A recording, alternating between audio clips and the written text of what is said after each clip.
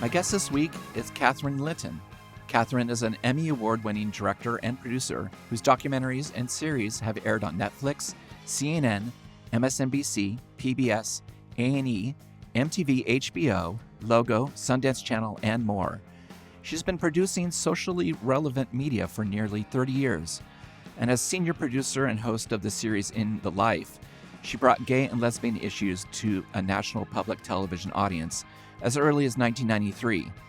She directed, wrote, and produced Prideland for PBS, which won a 2021 Emmy Award and 2 Gold Tellys. Other award-winning documentaries include AIDS, A Pop Culture History, Black Vegas, In Through the Back Door on the history of racism in Vegas, and I'm Addicted to Pills. Linton directed, wrote, and produced notable LGBTQ-focused documentaries such as Rebellion Stonewall for MSNBC, Follow My Voice with the Music of a Hedwig, which premiered at Tribeca Film Festival and is available on Netflix, and Mississippi I Am, The Evolution Will Be Televised, a 90-minute special that launched Viacom's gay channel Logo, and We Are Orlando for MTV.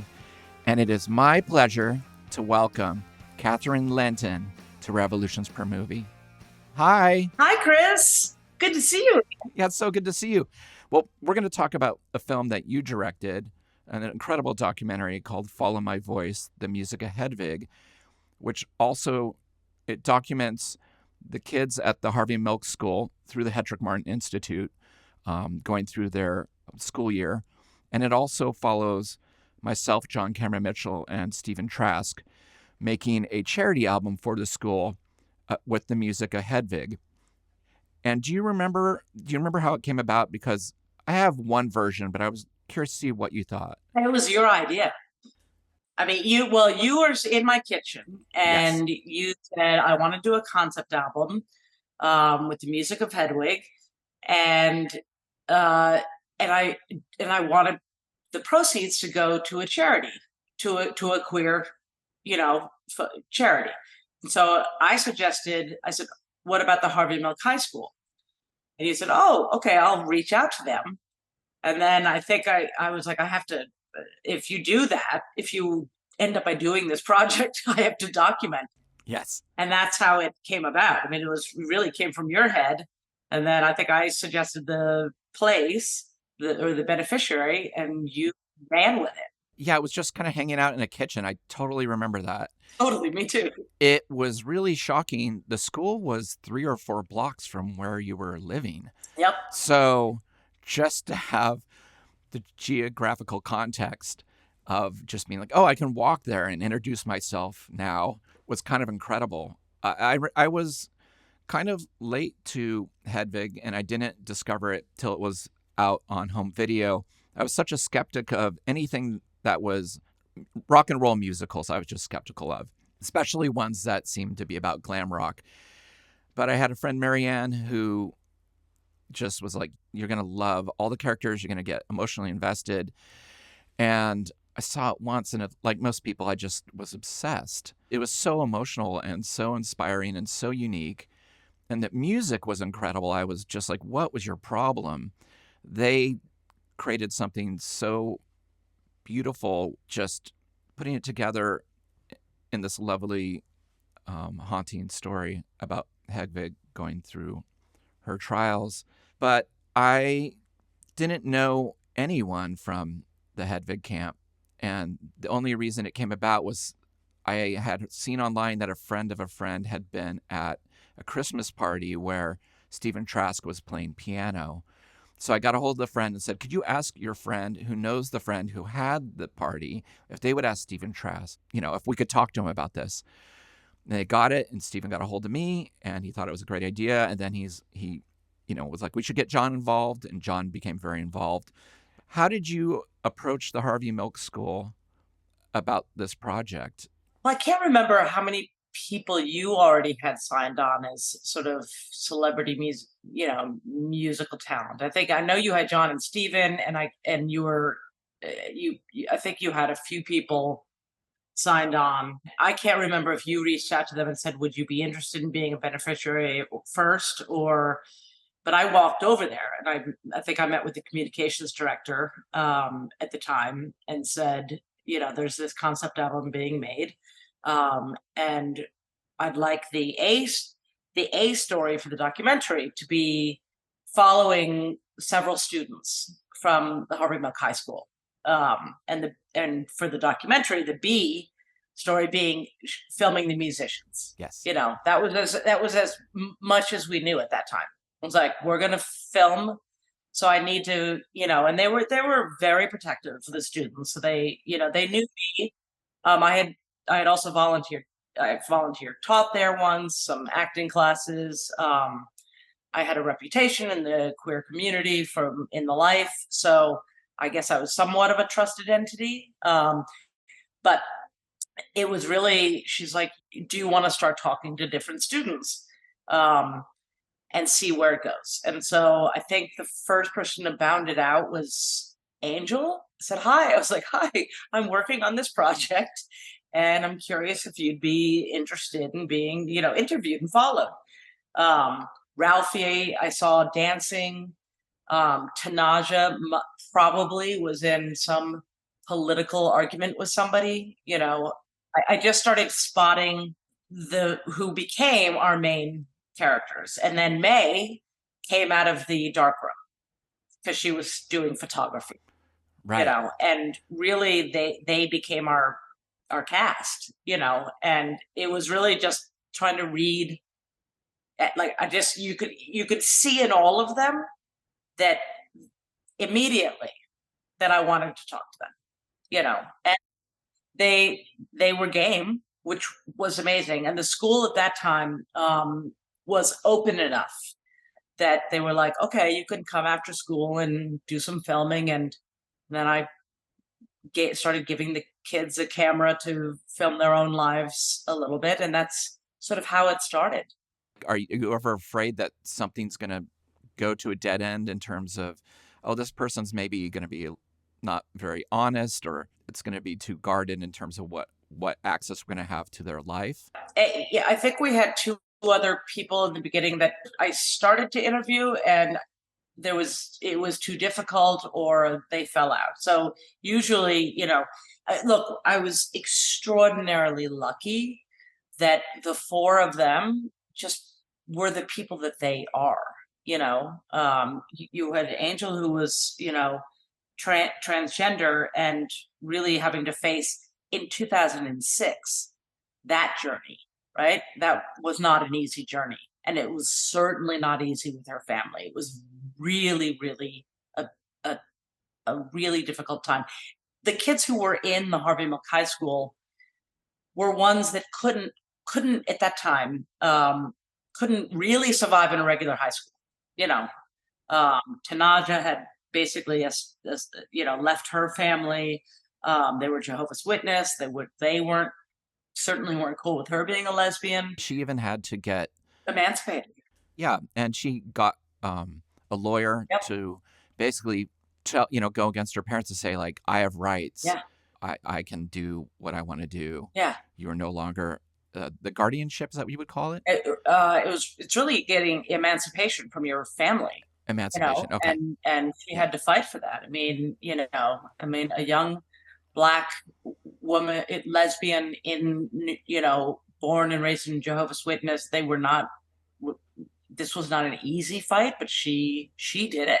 I mean, she like you said, she got a lawyer, and On her own. She on did her it. own. She was brought in front of the council or something, and they were admonishing her, and for trying to convert her to be straight, and she just wasn't having it at the time. It's And incredible.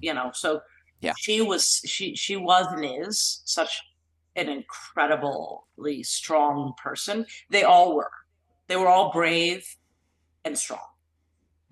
How did you come up with the idea of the cameras, the confessionals? Was that something early on you knew you wanted to do? It was early on. I didn't know what they would come back with,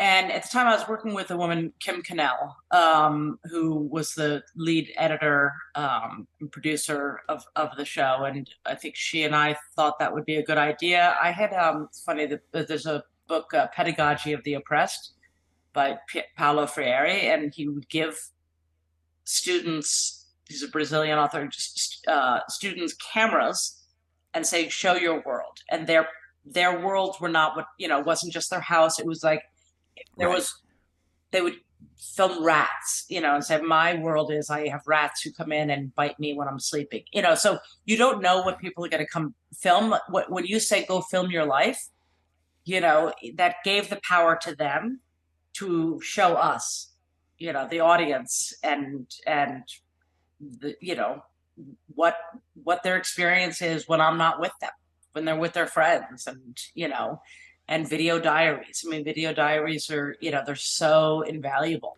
Ralphie, I think, had the hardest time. He just would never film himself, but when he did, like one night Yes. he did, It's as incredible. if you see the documentary, is priceless.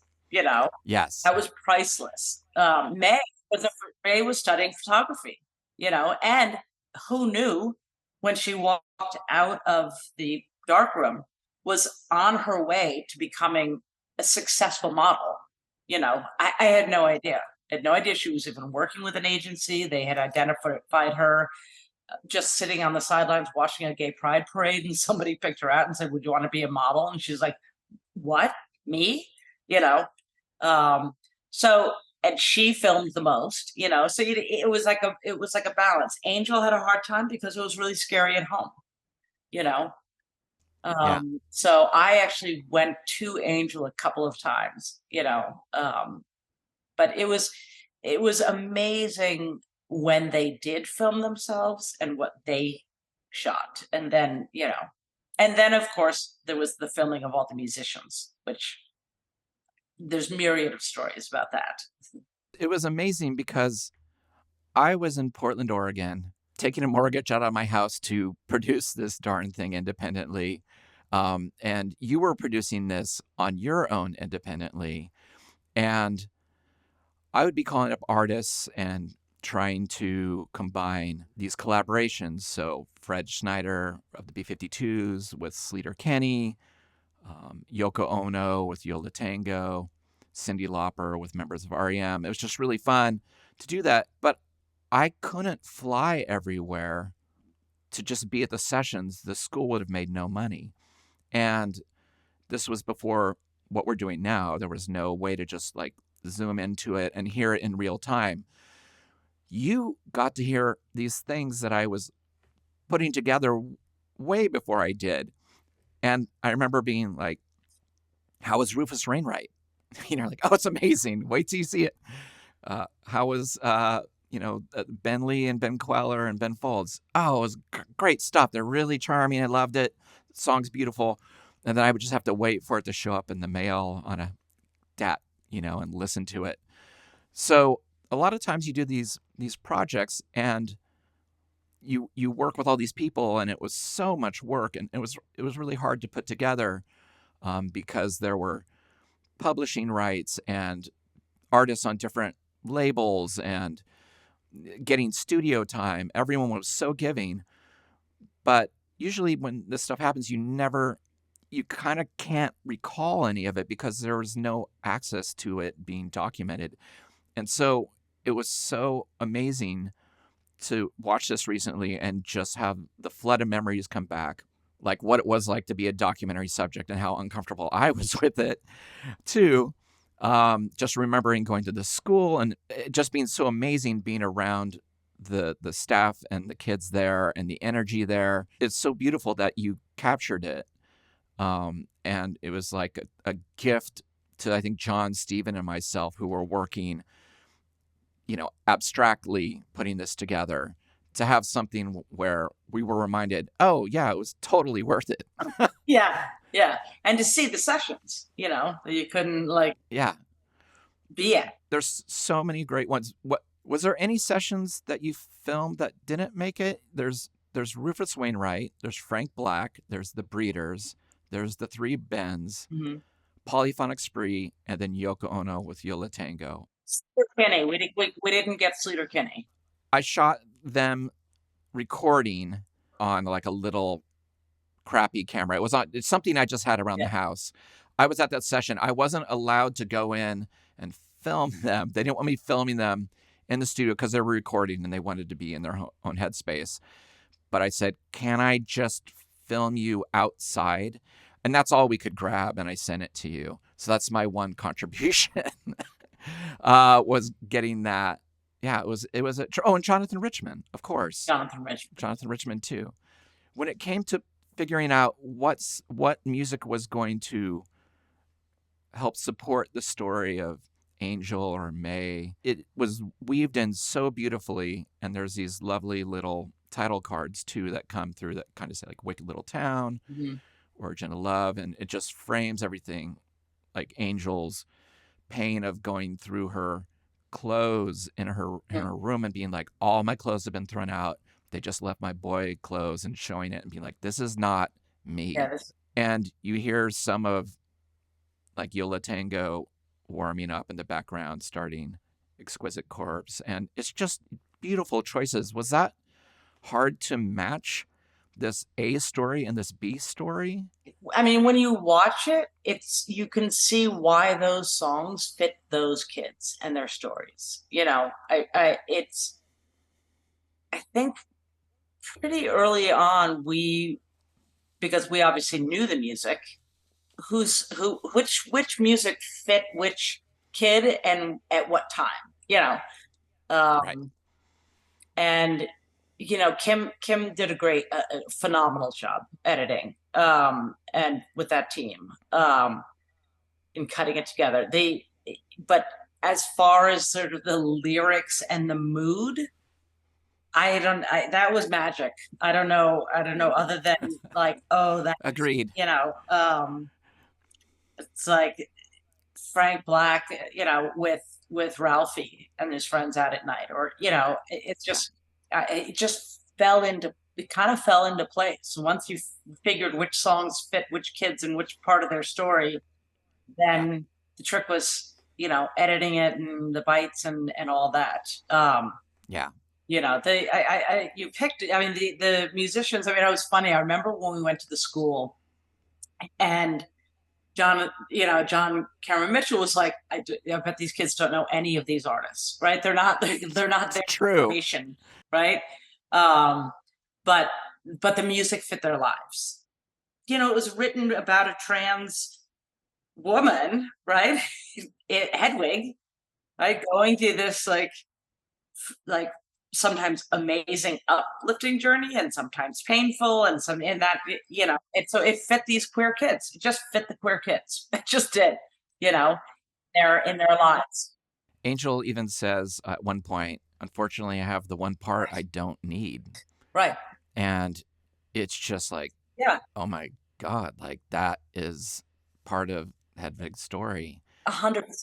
A lot of these music documentaries that I'm talking about are really based on chance and people meeting other people accidentally, and then all of a sudden we're the Velvet Underground.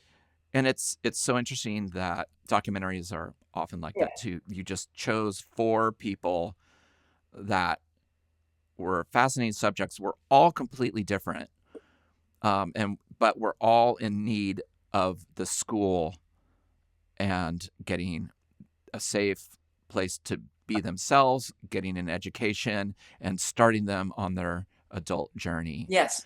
Yeah. Let's talk about the Breeders and the Frank Black sessions. Because at the time, we were really nervous that, Kim Deal and Frank Black weren't speaking to each other. Right.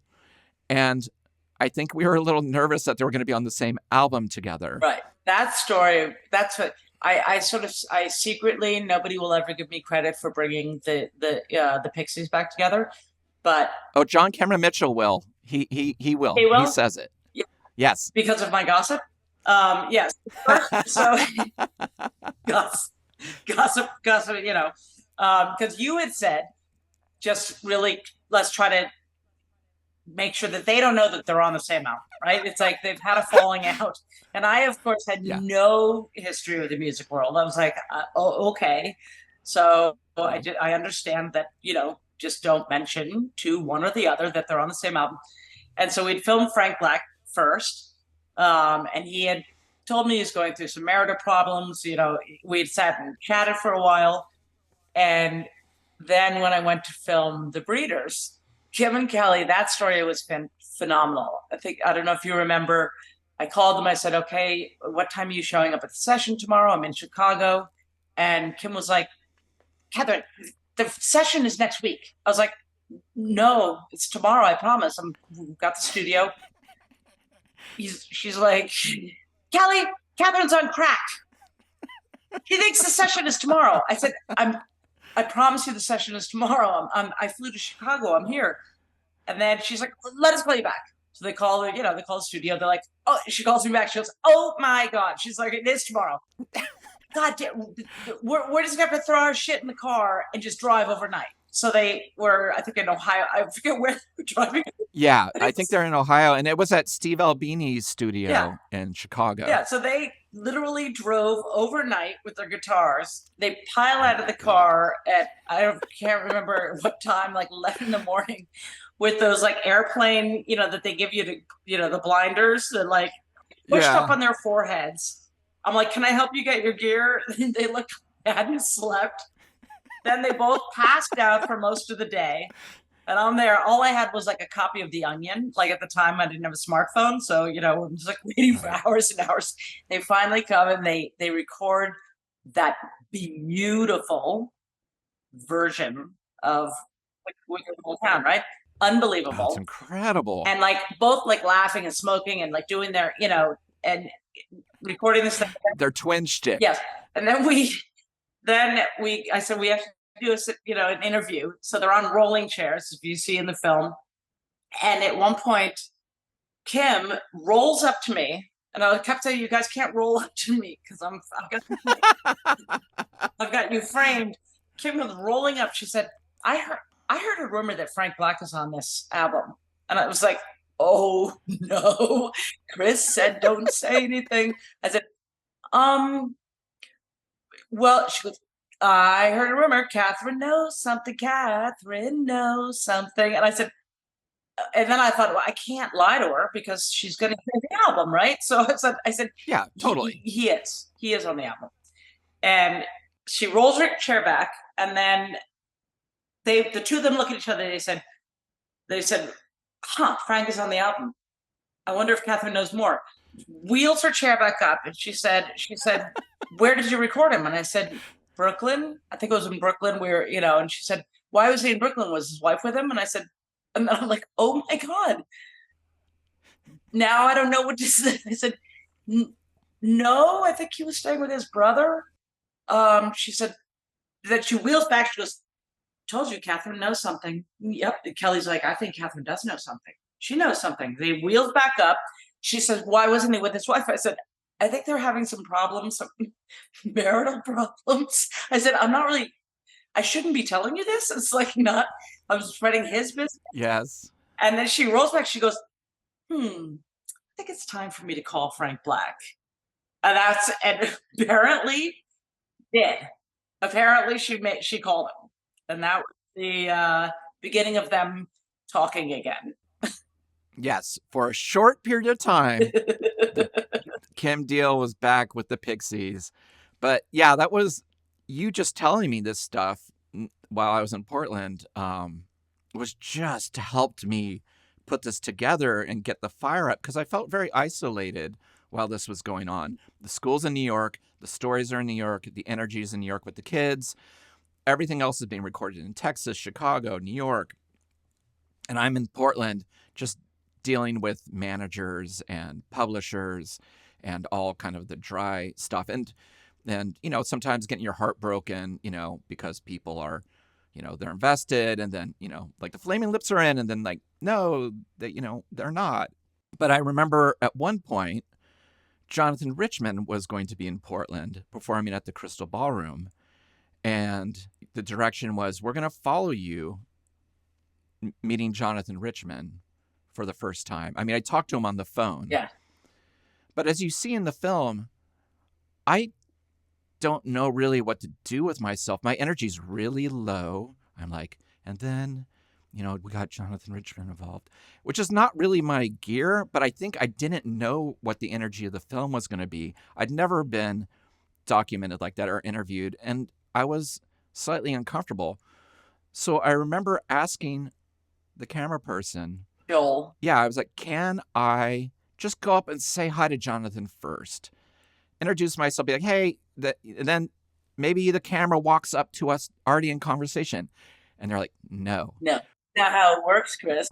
we're going to follow you getting out of your chair in your house, down the stairs. We're going to get in the car with you. We're going to drive with you downtown. You're going to park. You're going to get out. And then you're going to walk in. And then you're going to see Jonathan. You're going to say hi. And you're going to introduce him. And then we want you to interview him too. And I was like, what? And I am alone except for the film crew. Jonathan Richman is so sweet. And he's like, I have 2 songs for you. I'm not going to do his voice, but he's like, I have 2 songs for you. Do you want to hear them? And so I'm in this 2,000 capacity ballroom by myself, and he's singing the song to me. Yeah. And in the film, you can just see I Singing. also don't know what to do. It's really powerful to have somebody, a hero, singing this thing that you've worked so hard on. Like, here's the cover and here's the original song I wrote for you. It was too much.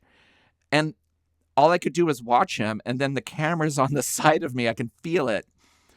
And also, you had so few editing choices to pick from. So there's a lot of me longingly looking at Jonathan Richman and that sequence. I'm like, oh, he's so great, which he is. But it was a trip for me to have to be part of that process you were doing with everyone else and learning to get comfortable with it. Because when I was in New York, I would be with the students or with John or Emily Hubley, the animator, and I could be a little bit more myself because it was more conversational than being a subject. So that was really hard for me. And watching it, I just was like, who is this person? But Chris, most people are like that. I mean, it's hard to be followed by a camera, you know? I mean, obviously this is my career, right? I follow people who are not celebrities typically.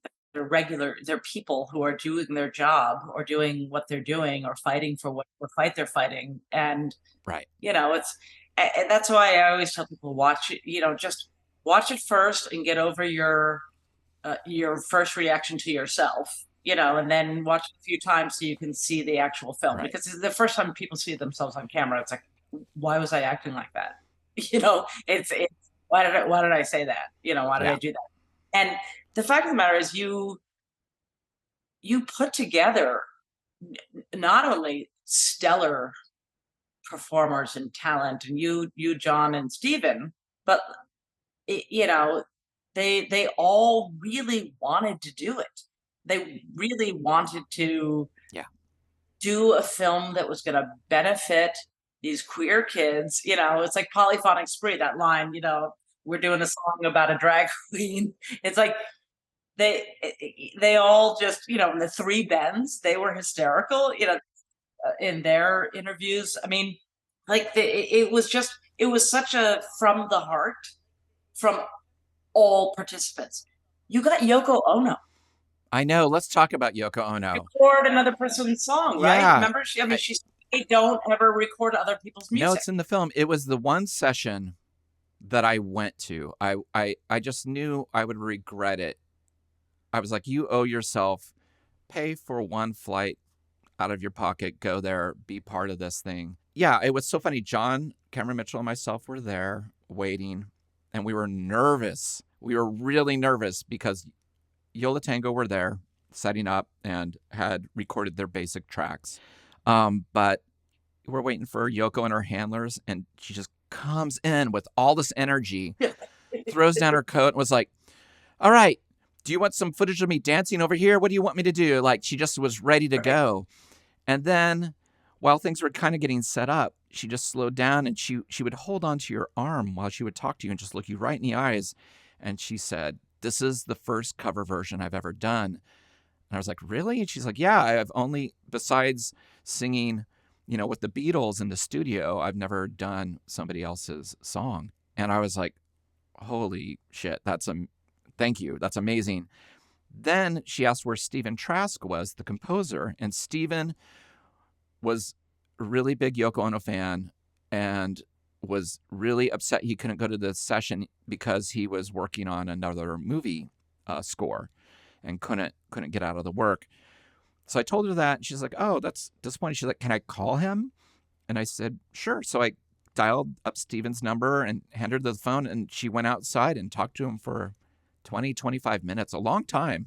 In the film, it shows Steven's reaction to the story of being like, I was at home and she called, and I hung up and I just started crying. And then I heard the song and I started crying. And so then she sings Exquisite Corpse, which also was really haunting because it's about, an ode to a lost, I give my heart to the rock star. He took the good stuff and ran. And you're just kind of like, this is somebody who lived with John Lennon. This is kind of feels really close to the skin. It was really emotional. The next song, Exquisite Corpse is the rock song. Hedwig's Lament is the softer song that goes into it. So she did that. Exquisite Corpse comes on and she's in there and it's really rapid fire. It's like da da da da da da da da da da da da da da da, and she's struggling with it. So she goes, "John, come into the booth with me and slap me, not on the ass, but slap me on the back when I need to do the changes." So John's in there, like tapping her on the back and pointing like, "I think you should go here and that." And it's an incredible performance. Yeah, and I'm in the corner. I'm filming the whole thing in this small booth with my camera, only hearing Yoko's side with John, like tap. Yeah. Oh, it's incredible. And again, if you hadn't been there to capture that, it would have been like, it would recede into the back of my memory. But the fact that you captured all of this, and it's so fun. And I remember, I was standing outside pretty close with the producer and Yola Tango, of course, standing around as well. And we were like, is she going to do the thing at the end? Is she going to do the Yoko wail? Is she going to do the scream? Is she going to freak out? We didn't ask her to because we just didn't want to be like, hey, do your own, could you do the Yoko Ono thing? We weren't sure where the line was. Gets to the end of the song, just belts out this amazing primal scream noise. Oh my God, we were levitating. It was such a great thing. And again, thing. It was just at that point, just me and Yoko in this small booth with me and the camera. All you heard was her. Whoa, like she's going off on her own Yoko ending that only she could do, right? Like, I'm here, not just filming it, but witnessing it. That's how I felt. And at that point, I just was like, oh, it was a little bit of a like pat on the shoulder, from, some other being just being like, oh, you got to see this. Because there were always a lot of moments like that. Like being in the school was always like that.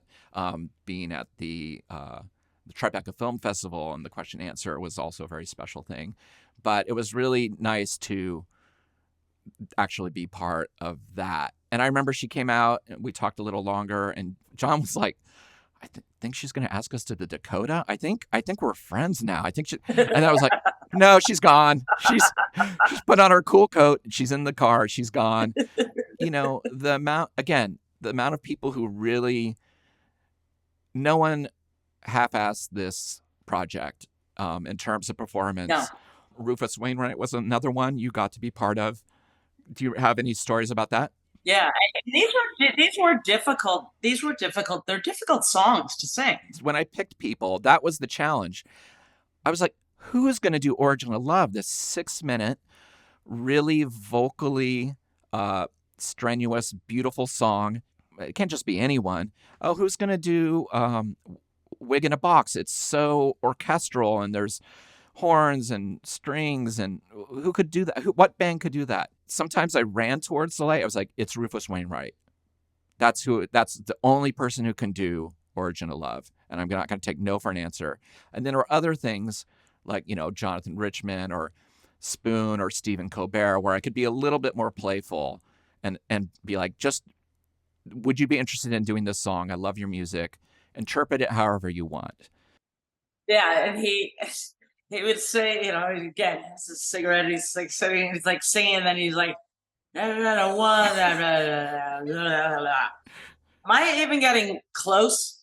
If you're like listening, it's like, and he was so funny, just like they're like, yeah, you're almost, you see in the film, like you're getting there, and but Yeah, I think they say he was like, was that close? And they're like, it's an an idea, I idea. think is what they That's right. say. It's an idea. It's an idea. It's like, But well, he's like, one foot.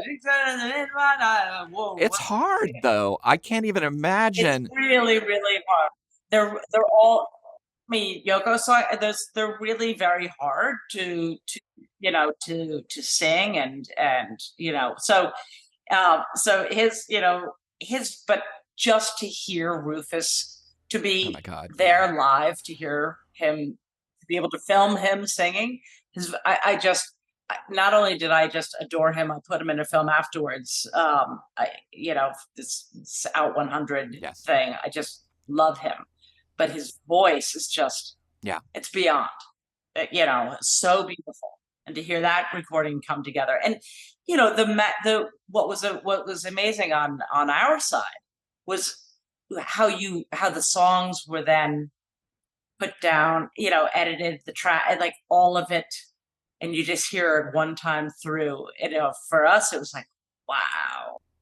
I also forget people had to play piano on this. People had to play drums on it. People had to play guitar on it and bass and add these elements so that Rufus could sing on it. Right. So there were also these people that I was dealing with that were mysterious figures who were creating these elaborate tracks, reading scores, knowing it inside and out. I was so stressed out doing this because, it was costly, and it was just, I wanted to do this charity record because all I could do was listen to Hedwig at the time. I was listening to Guided by Voices and the soundtrack to Hedwig, the movie. At one point, I just was like, if I don't do this charity album, somebody's going to do it, and it's not going to be done right. I got to do it myself. So I asked my friend John, who was one of my oldest friends. I said, I have this idea about doing this charity album that's based on the music of Hedwig and the Angry Inch. What do you think? And he just says, I think all of your ideas are really bad, but you always prove me wrong. And I was like, that's the blessing I needed. And then I just went for it.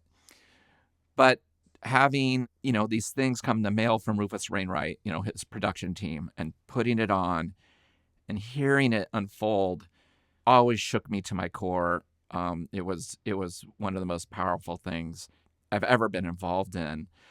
And you talk about Rufus and his vibe and his coolness and his smoking the cigarette and just, the way he carries himself. And then you have the three Bens, on the other hand, who are like these three young white cis male goofballs. Yeah, totally. Who are laughing because somebody. These abuse, and they're like giggling like boys. Yeah, the three of them together were, and how they work together. They had never worked together, and it's like just watching their creative process, melding each of their talents together was. I think we were in Nashville, and I believe it was where Elvis had recorded, or RCA Studios. That's what's amazing about this film too is, you see Steve Albini's studio, in Chicago, which is legendary. You see RCA Studios. It's just kind of amazing to see the scope of some of that stuff. Yeah, and again, the blessing of documentaries, you get to see them put it together. You Right. see the process. You see some of the stumbles. You see you hear from the artists and why they, and the whole thing with documentaries, you don't know what's going to happen. Obviously, right. If for follow docs, you really don't know what's going to happen. If you're doing, you're doing a doc about a crime that happened, the end, that's been adjudicated, and the story, right? You can write that out on paper.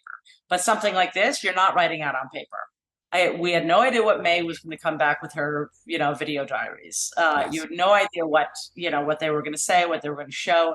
Yeah, you picked really good subject matters, really great interviews with the musicians. They're very natural, they're very charismatic, they're very comfortable, and they're all very different. I wanted to ask you, you mentioned May. Were you freaking out when she had a billboard in Times Square and you found out about that? Were you like, we got to get down there now? How did you find out about that? Did someone tell you? Yes, 100%. I think she called. She said, she goes, my face is in Times Square. She couldn't believe it. Right. And so, of course, Kim and Joel was working at it. We were like, we gotta get up there and like it's like, and to see May's face Oh with my the God. just flips to Yeah. her in a massive billboard in Times Square. All I knew when I first met May was that she was taking photography at Yeah. the Harvey Milk, Right. developing her own pictures so her story just grew and she was so she defied every stereotype of a model. She had no ego. She thought the whole thing was funny. Absolutely. She really, like, even then where she's about to go on the runway, she's like puts on her stuff and she gives the camera the finger. Like she herself was like on this ride that she couldn't believe she was on. But she personified looking for love, wanting to be in love, so the songs fit her, right? It was like, Yeah, that was great. and her Paris footage when she went to Paris. I mean, Yeah. May is a real artist, at heart. So I, I just, again, each of them brought such a uniqueness, and that's why they ended up at the Harvey Milk High School, right? They're uniquely Right. themselves. They're not going to fit in a box. They're not going to go be the kids that just fly under the radar in high school and nobody really notices. And frankly, nobody, you are open to abuse too, or bullying. Yeah. So here was a school where they could be around all sorts of other queer kids and be themselves, and as you said, find out, find their own voices, Yes. right? Their own unique voices. And that's what we, luckily, because of who they are, captured. Yeah. And the artists themselves, they it's like Jonathan Richman. I love the moment when Stephen Trask says, at the first time I heard that song, I was like, ugh. And then it became my favorite song on the album, because Jonathan Richman used his own voice, his own style to apply to a song, that Stephen wrote. Yeah, he used it as almost like a mythological story and kind of changed it a bit and changed the words. And so, yeah, Steven at first was like, oh, he changed the first word. He was like, Yeah. oh, no. And then it was his favorite. And the last third of the film, there's a really amazing sequence of 3 songs with 3 stories. The first one being you filming the Polyphonic Spree doing Wig in the Box, paralleled with everybody getting ready for prom at the Harvey Milk School. So Angel and Tanisha shopping for prom clothes, getting their hair done, getting nails, and we meet their dates, and Angel is crowned prom queen. Beautiful. And it's, again, with Wig in a Box playing. Right. But that's okay. Yeah, it was just Yeah. like, oh my God, like, how are these aligned? It was just meant to be. Really beautiful end to their school year. Well, before we move on, do you have some stories about the Polyphonic Spree? Because that must have been incredible to capture, because they had like 23 members. They had theremins, harp players, horn players, string players, choral singers, pedal steel. That is that was all Joel Pomeroy. He went with one camera, and luckily That was one camera? one camera. Luckily Oh they my did God. many takes. Okay. The only way you can put that together is if you pray to God. we always only had one camera. I think Okay. with Yoko, Kim held a camera at one point, but really the whole film was shot with usually myself with one camera, and I'm not a DP. I mean, I'm not a camera, and so it. The good news about musicians is they generally do several takes. Yes. So it's like, oh, good. You're going to do that. You're going to play that again? Good, because I did, and I know that for Joel, that was, could not have, was a huge challenge because there was Yeah. so many of them. So I think they laid down different tracks at different times and, um, and then it's just editing to make it look like it was all one take. It was amazing to see their dedication, just the piano player leading people through it and kind of teaching them the songs and them trying to figure out the instrumentation. Again, I was really lucky finding them. Yeah. I just was like, who's going to do Wig in a Box? And I was in a record store, saw this record with 22 or 23 people on it, asked the person if I could hear it, and heard half a song and was like, all right, I found the people that do Wig in a Box. That's amazing. But the fact that they were such amazing musicians, performers. Oh my God. They weren't just people messing around with the harp or strings. They were full on. No. So you get this really powerful version of Wig in the Box with bells and xylophone. And it's just, oh my God, it just matches the film so well. And so that kind of ends the school year. And then the next part is I go to New York to master the record. I'm really nervous about it because, and I've never told this story before, but you probably remember this. We originally had Cyndi Lauper was going to do Midnight Radio, and that was Stephen and John's choice to be the vocalist for it. We needed someone who could really belt it out. Again, Midnight Radio, you have to sing so hard and emotional. And so we got Cyndi Lauper's people to agree. And we got Peter and Scott from REM and John and Jim, who are in Eyelids, to record the backing tracks.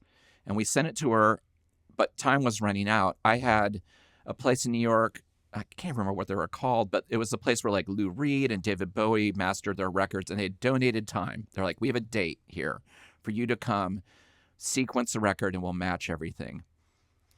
So we're a month out. Cyndi, are you going to be able to do it? Yeah, she's on tour, but she's going to do it. She's excited. 3 weeks go by. Is anything yet? And I'm starting to feel like a pest. No, she's going to get to it. Don't worry. It was like 8 or 9 days to go. We get word back that she's not going to be able to do it. So I just turn on this mode where I'm like, okay, who am I going to get? I reach out to Mavis Staples, and she agrees to do it. I reach out to Steve Albini in Chicago. He agrees to record it. Get them sheet music. They're learning it. The day before they're going into the studio to record the version of Midnight Radio, they're like, Cyndi recorded it. We're sending it. And my first reaction and Steven's first reaction was like, no. Like, no, or maybe it's just been me. I can't remember. One of us, there's two of us. I can't remember. I don't want to speak for Stephen or John, but two of us were like, no, we're doing Mavis Staples. We're moving on. Mavis is incredible. We were just stressed out. And then we kind of slowed down, and one of us talked the others into like, well, she did it, and, we should honor it. So we did. But I had to call Mavis Staples of the Staples Singers and be like, hey, so we don't need this anymore. But I got to talk to Mavis Staple on the phone for an hour, and she was so gracious and incredible. She said, oh, I'm so sorry.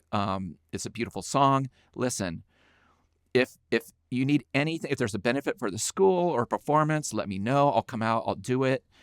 And I got to just talk to her about her career and her life. So in a weird way, it was kind of like an excuse to talk to a legend. But I hadn't heard the Cyndi Lauper track, and it's the most powerful piece of the record in terms of, like it's the end of Hedwig's musical journey. And I land and I get to the building that the mastering place is in, and it's in the same building as the Harvey Milk School. Harvey Milk School is around the corner. So I was like, this is meant to be. I go up. I'm there and they say, do you want to hear the song? And of course, we're going to film you hearing the song too. Of course. And I just start crying because I'm exhausted. It's so good. It's so beautiful. And I'm near the school. It was just too much. I'm just relieved. And, I think there's even a little scene at the end of me just being like, yes, we did it. I'm in the mastering studio, like it's done.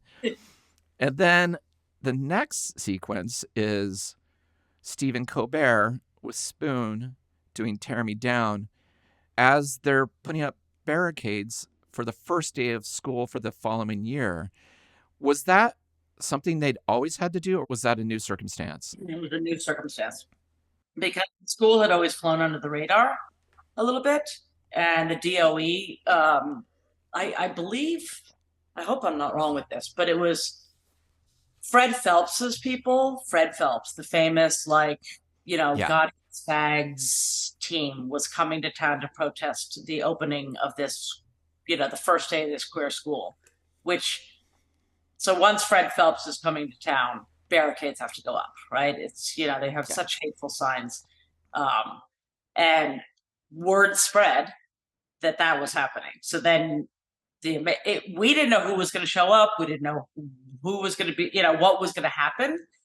And it was such a beautiful scene of all these people who came with support signs, Yes. to counter the hate that suddenly showed up on their first day of school. And it could not have been a better song, right? Like, you got to tear me down. It's like, and the kids are like waving because they've got way more supporters, Totally whistling them in and like cheering them on than the Phelps folks, Yeah, and that's still the case. It's still the case. It's like, you know what? Spread the word. We will be there. Exactly. We will all, our straight allies, the, queers of the straight, we will all show up and we will put our signs in front of your signs, Yes. It's like, we will drown you out. And that's, and it was to see all those kids triumphantly walking into their first day. So amazing. Was incredible. Yeah. Yeah. That was a scene that was not unexpected. We didn't, that these are gifts to documentary filmmakers, right? That something happens that you don't expect, and you just show up and with the camera, and then what unfolded was, we were at first afraid that supporters might not get word, word would not have gotten out. But it did, and they, the city was clearly behind them, and yes, that was great to see. Like Christine Quinn was there. It was like everybody was like speaking, and like, you are not welcome here. You're not welcome in New York. Like, you're not welcome here with your hate. So it's very apparent, and it's so powerful, and the joy that is happening in the face of hate. Yes. Across the street is palpable, and you captured something really beautiful. And then just to have Stephen Colbert's voice rise up at certain points. I can't even believe you got Stephen Colbert. Like, he was perfect for that section. Yeah, it was amazing. And then trying to tear me down, and the kids are just waving, blowing kisses, and everybody's like, "Go home, haters!" It was just a beautiful fitting end to this film. Well, it's an incredible film you've made, and one of the other joys was getting to go to the Tribeca Film Festival and be there with some of the kids from the school that were subjects in the film, and yourself and John Cameron Mitchell. And to just see it with an audience was incredible. And then to go to an after party and have my daughter, so she was 6, came up to Angel at the party and said, "I think you're so beautiful, Angel." And Angel was like, "Oh," and then they were like dancing for a while and stuff, and like to disco. It was like, it was a really lovely way to finish, because I think John had kind of talked about this at one point. It was so hard putting this together on a legal standpoint. There were times where you forgot why you were doing it. It was just about major labels being uncomfortable with this and that, and you were so busy looking at paperwork and sending faxes that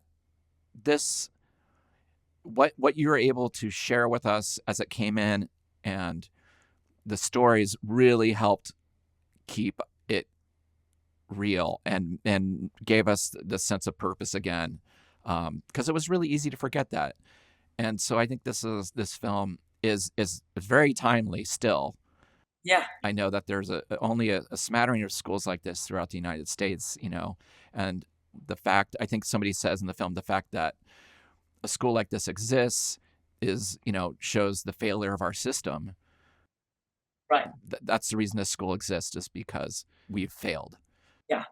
Too many kids suffer at the hands of, in regular schools. So, yeah. It was really fun to revisit this. It's really amazing to see you. I always close the interview with a question that I ask the same question, but I tailor it to the film. And it may be hard. This is a film you worked on, but you can be fair about it. With 1 being the lowest and 10 being the highest, on a scale from 1 to 10, how many slaps on Yoko's back do you give this film? On a scale from 1 slap to 10 slaps.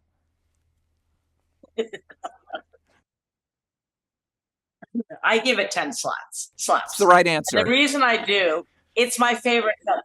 I've made a lot of documentaries, and this is still my favorite. It's the most creative. And again, Kim and Joel and the whole team, everybody put it together so well. It's just the spirit of it. It's, it's available on Amazon Prime. So I hope people, watch it. It was, you started the one idea in the kitchen, became something that I still listen to Follow My Voice. I still listen to that album all the time. I have the CD in my car and I sing along with it. The music is amazing. The kids' stories were amazing. Like, it just came together. The editing is phenomenal. It's like, it was a joy to film. It was a joy to be a part of. So of all the projects I've ever worked on, this is still my favorite. That means so much. I mean, it's really kind of tragic that the album cannot be put out digitally just because of the rights. This was before there was streaming, so I had a very limited amount of time to have this on this really small label that I had out of my house that I could only get into so many stores. And the album did end up making close to $200,000 for the school. It's remarkable. And what a gift, Chris, you gave to a school that you gave an incredible gift. And I know that the amount was only what as of the release of the film. This was like, right. So really, you should be so proud of yourself. You should be so proud of yourself. You gave a major gift. Well, I would not remember how special it was without your film. So thank you for documenting it, because it's beyond a snapshot. It's really an incredible piece of art, incredible documentary. It's just, I give it a 10 as well. I know I'm in it and I know you made it, but I think it is, it just captured something that is still relatable, still relevant, still powerful, and the music of John and Steven still resonates 100%. To this day. So, well, thank you so much. It's so good to see you. So good to see you, Chris. All right. Thank you for bringing the idea to my kitchen. All right. Well, let's do it in another 20 years. Okay. All right. Cool. Thank you for listening to Revolutions Per Movie. We release new episodes every Thursday, so be sure to search for the show on your favorite podcast app and subscribe to the show. And if you've enjoyed this, it would mean a lot to me if you would rate and review it as well. You can follow us on social media at Revolutions Per Movie, and also find out more information about our various guests in the episode show notes. Thanks again, and we'll see you next week. Bye!